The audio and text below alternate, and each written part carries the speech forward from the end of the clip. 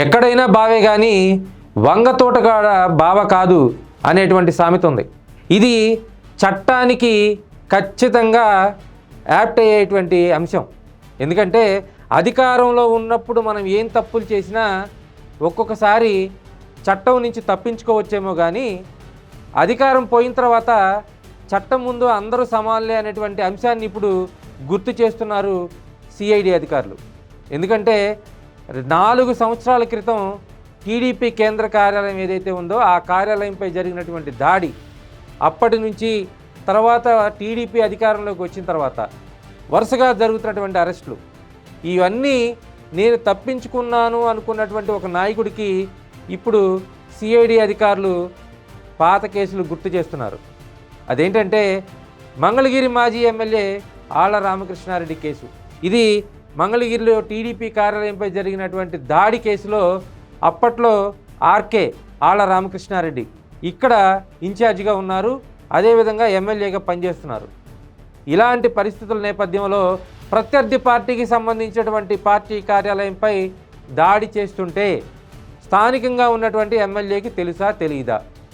ఖచ్చితంగా తెలిసే ఉంటుందనేటువంటి అనుమానంతో పోలీసులు ఇప్పుడు అతన్ని 174వ నిందితుడిగా సిఐడి అధికారులు ఆళ్ల రామకృష్ణారెడ్డి మాజీ ఎమ్మెల్యే ఎవరైతే ఉన్నారో అతన్ని ఈ కేసులో ప్రస్తుతం అక్యూజ్డ్గా నమోదు చేశారు. అయితే ఇప్పటికే ఆళ్ల రామకృష్ణారెడ్డి ముందస్తు బెయిల్ కోసం ప్రయత్నాలు మొదలుపెట్టారు. అయితే కోర్టు ముందస్తు బెయిల్ ఇస్తుందా లేదా అనేది పక్కన పెడితే ఈ కేసులో అప్పట్లో ఇప్పటి మాజీ ఎమ్మెల్యే అప్పటి ఎమ్మెల్యేగా ఉన్నటువంటి ఆళ్ల రామకృష్ణారెడ్డి ఒక ప్రధాన భూమిక పోషించారనేటువంటి అనుమానాలు సిఐడి అధికారులకు ఉన్నాయి. అయితే అప్పట్లో ఈ కేసు నత్తనడకన సాగింది.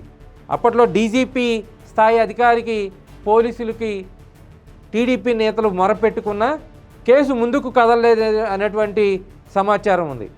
ఇలాంటి నేపథ్యంలో కూటమి అధికారంలోకి వచ్చిన తర్వాత టీడీపీ కార్యాలయంపై జరిగిన దాడిని, దాని వెనుక ఉన్న సూత్రధారులను పాత్రధారులను ఒక్కొక్కరినిగా అరెస్ట్ చేస్తున్నటువంటి క్రమం.